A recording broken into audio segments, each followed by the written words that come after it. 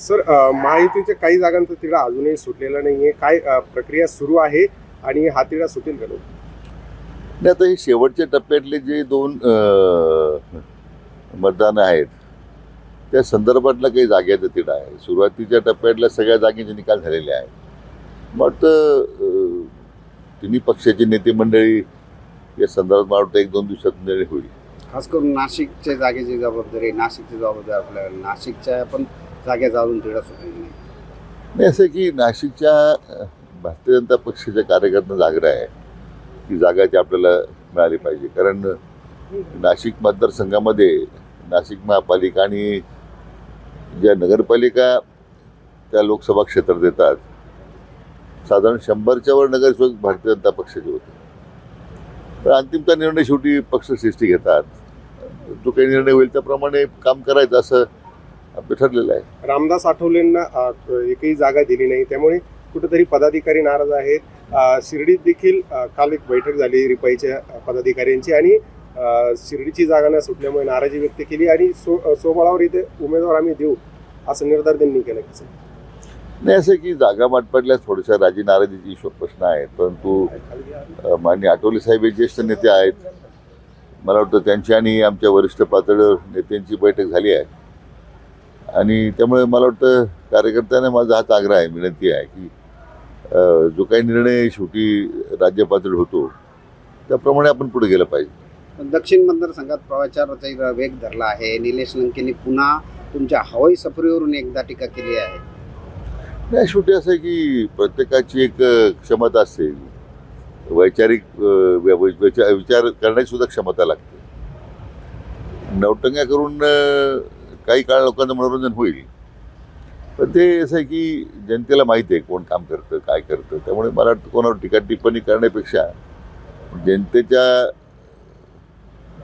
न्यायालयात जाऊन आपण मतं मागतो आणि जनता निश्चितपणे त्यामध्ये डॉक्टर सुजयला निवडून देतील याच्याबद्दल काही संदेह नाही आहे. निलेश लंकेंनी असं देखील म्हटले की तुम्ही खासदार दक्षिणेचे आहात, मात्र ज्यावेळेस नरेंद्र मोदी येतात त्यावेळेस त्यांना उत्तरेत घेऊन नेलं जातं. अमित शहांना उत्तरेत नेलं जातं, राजनाथ सिंगांना उत्तरेत नेलं जातं.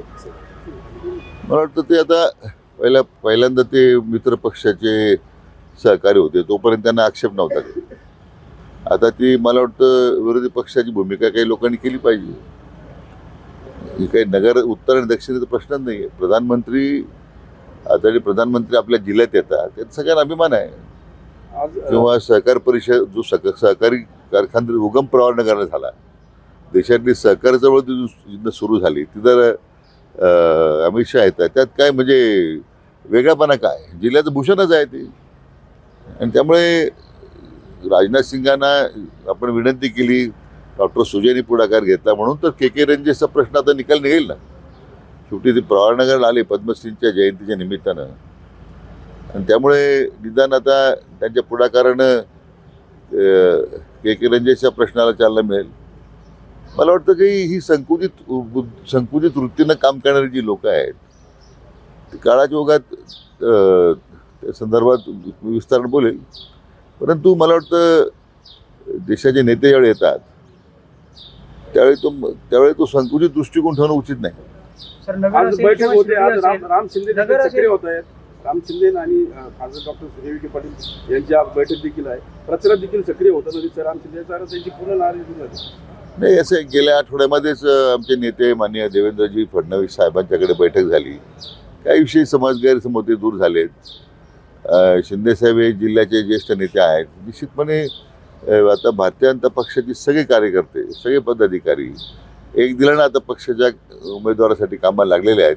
यात एक समाधान आहे. सर, नगर आणि शिर्डीमध्ये MIDC उभारलेली आहे, त्यात आपला मोठा वाटा आहे.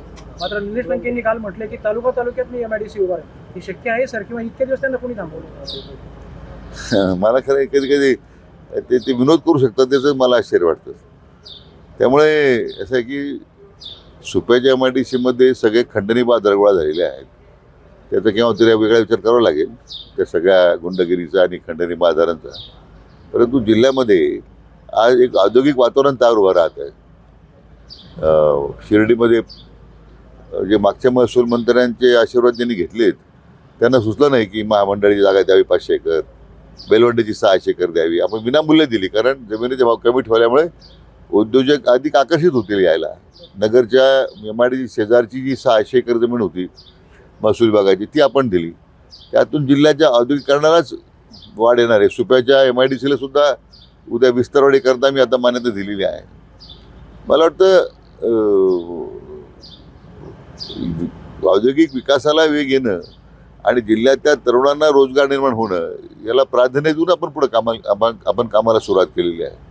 तर कोण आरोप करतं, काय करतं, याचं मी फार लक्ष देत नाही. अजून पुष्कळ वेळ निवडणुकीला आहे, अजून बऱ्याच भांगडी पुढे यायच्या आहेत. ते आपण काळाजोगात सांगू आपण लोकांना. महायुतीमध्ये मनसेचं काय स्थान असेल सर आता लोकसभा निवडणुकीमध्ये? अटीमुळे मनसेची नाही, असं काही कल्पना नाही मला त्याची, कारण मी त्या कोर कमिटीत नसल्यामुळे तिथे आता नेमकी त्या स्तरावर काय निर्णय होतो किंवा मनसेबरोबर काय चर्चा होते याची आता मला खरं कल्पना नाही आहे. पण निश्चितपणे महायुतीमध्ये मनसे राहतील याच्याबद्दल मला वाटतं आम्ही पूर्णतः आशावादी आहोत. ABP माझा, उघडा डोळे बघा नीट.